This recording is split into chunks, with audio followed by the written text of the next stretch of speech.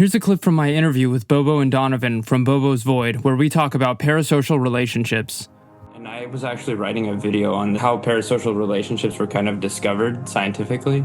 These studies in the 50s by, I believe, two sociologists named Donald Horton and Richard Wall.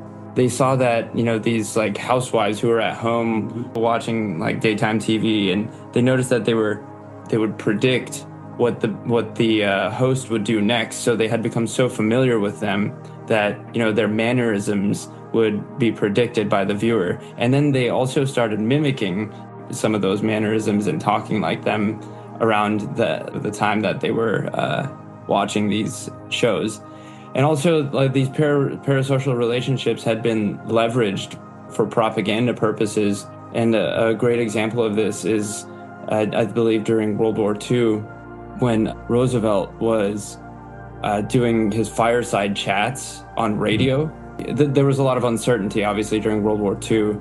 He would sit down and it would be called the fireside chat, and it would kind of make these individuals who were listening in the 40s, it would make them feel more secure, I guess, because, culturally, paternalism and patriarchy were, I guess, more of the norm at the time. So that would kind of benefit him in the propaganda sense.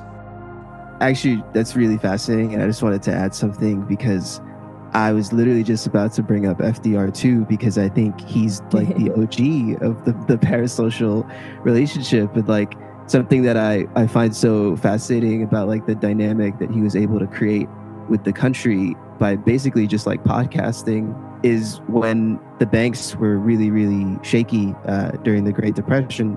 There was this moment where the banks were closed for a week, and he had went on the fireside chat and just like talked to people and said, like, trust me, you know me, like I've been in your ears for a really long time. There's no other president that could have done that because no other president had a parasocial relationship with the country. And it was his specific ability to have that trust in his audience, which was also the country, that allowed the banks not to fail. And I think the Great Depression would have lasted like significantly longer if FDR didn't have a parasocial relationship with the country. And yeah, I was just literally thinking about that the other day, because I was like, I think he was the first podcaster, and he's also like the most important podcaster. So like in the example of FDR, millions of people just decided to trust and believe this man. And I'm sure it wasn't, I'm sure parasocial relationships back then were not as deep as they are today.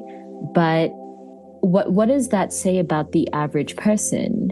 We've now talked about sort of the potential dysfunction of the influencer or the FDR type, the person in the perceived position of power. But what about the follower?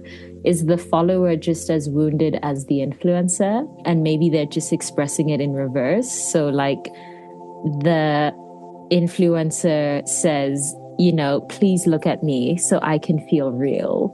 Whereas the follower says, please let me near you so that I can feel whole. And why, like, what has created this dance? Like, because it's so ancient, clearly. Having the fireside chat position, or in modern day, the podcaster position, like it's a real like source of power, because there is that mistaken oftentimes assumption that the person you're listening to, the person you're forming this one-sided relationship with, is necessarily superior in some ways. It does lend itself to that person having a high degree of power, and they also just have that reach, the influence in the common terminology. And so like that's why I think anarchism does have applications to this too, because it's like, is that power justified? Like I think that's where being authentic, being genuine, being open about your mental illness, things like that, I think are really beautiful, and they add, in my view, justification to that source of power. Full episode linked in the description below. Thanks for watching my channel, and remember to hit subscribe and like this video.